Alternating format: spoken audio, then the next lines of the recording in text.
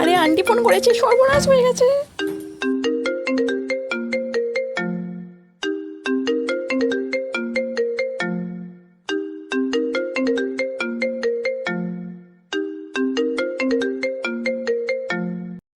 কেমন আছেন আন্টি?